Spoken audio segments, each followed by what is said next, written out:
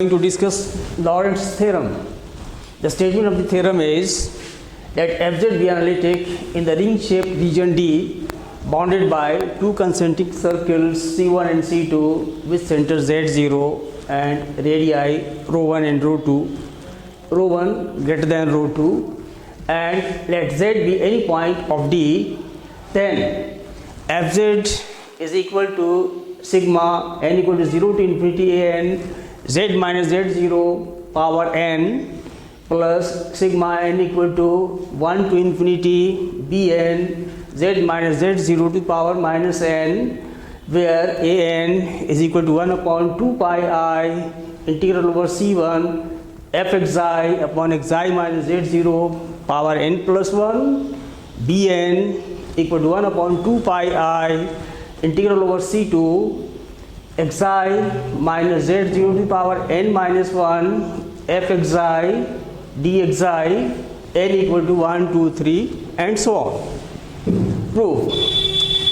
This is a ring-shaped region D bounded by these two concentric circles C1 and C2 with center Z0 having radii ρ1 and ρ2, where ρ1 is greater than ρ2. ρ1 is the radius of the circle C1, ρ2 is the radius of the circle C2.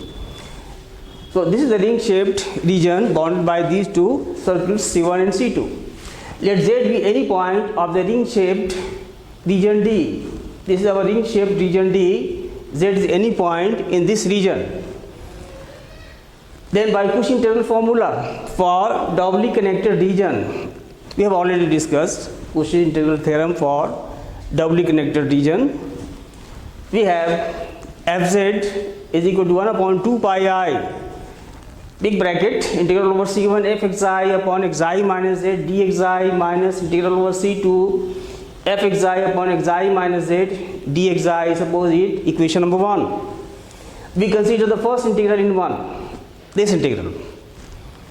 For any point xi on c1, we consider the identity 1 upon xi minus z. This can be written as 1 upon xi minus z0 minus z minus z0.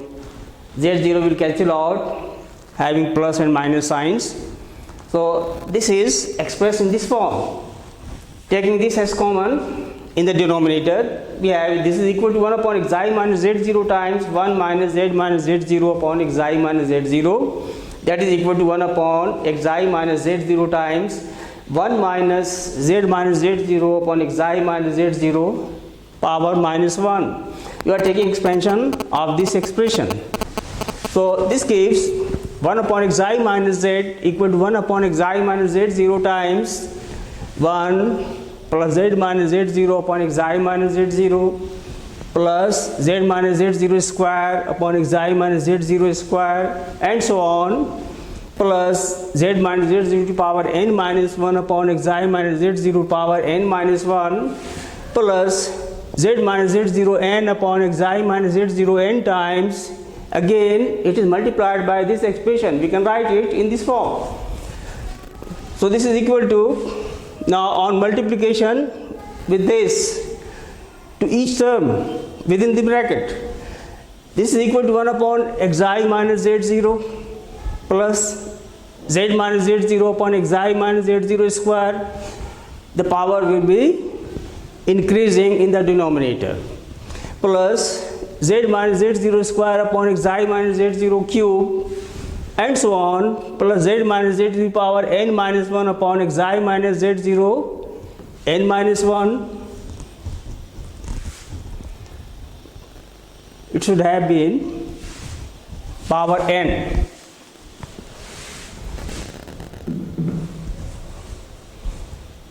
Plus last term xi minus z0 to the power z minus z to the power n upon xi minus z0 n into xi minus z. On multiplication with 1 upon xi minus z0, this will be transformed into z minus z0 power n upon xi minus z0 n, and this will become xi minus z.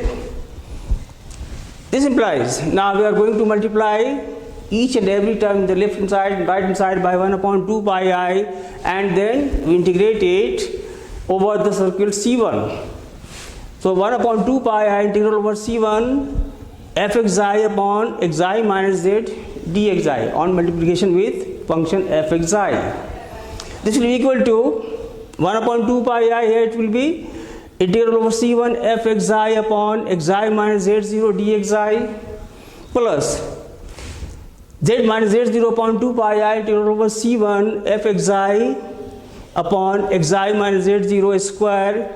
This will come out of sign of integration because both z and z0 are constants with respect to xi as variable, plus z minus z0 square upon 2 pi I integral over c1 fxi upon xi minus z0 cube dxi and so on, plus z minus z0 last but one term z minus z0 power n minus 1 upon 2 pi I integral over c1 fxi upon xi minus z0 power n dxi plus Rn. Suppose it equation number 2.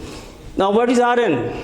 Where Rn is equal to z minus z0 to power n upon 2 pi I integral over c1 fxi dxi upon xi minus z0 to power n into xi minus z. Let an is equal to 1 upon 2 pi I integral over c1 fxi upon xi minus z0 to power n plus 1 dxi. So what will happen to a0? Taking n equal to 0, a0 will become 1 upon 2 pi I integral over c1 fxi upon xi minus z0 dxi. a1 on taking n equal to 1, a1 will be equal to 1 upon 2 pi I integral over c1 fxi upon xi minus z0 square dxi and so on. n minus 1 will be equal to 1 upon 2 pi I integral over c1 fxi upon xi minus z0 to power n dxi.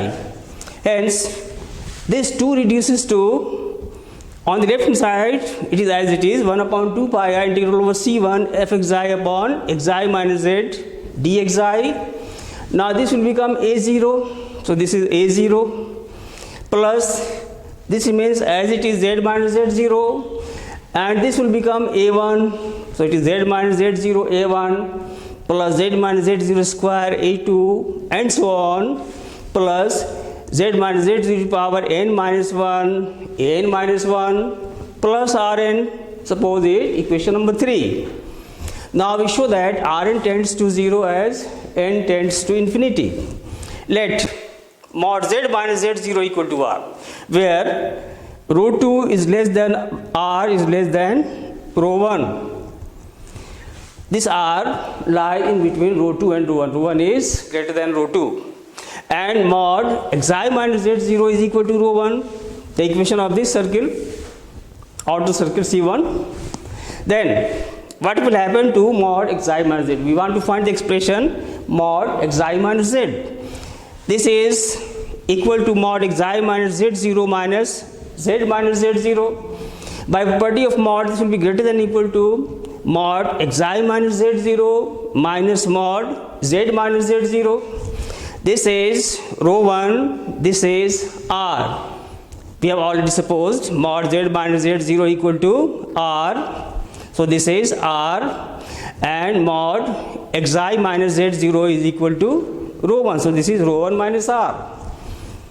Hence mod of Rn, mod of this expression.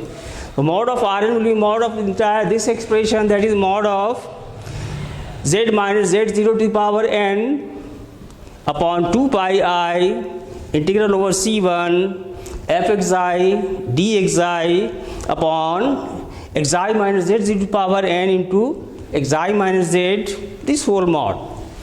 And mod of integral will be less than equal to integral of the mod.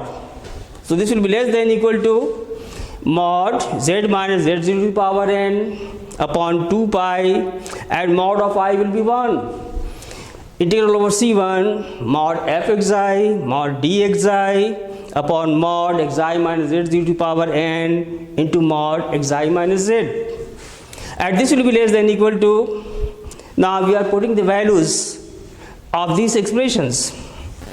mod z minus z0 is r. So this is r to the power n upon 2 pi integral over c1. This has been replaced by m1, where m1 is the maximum value of mod fxi over c1. So this is m1 times mod dxi upon, this value is rho 1, so this is rho 1 to the power n.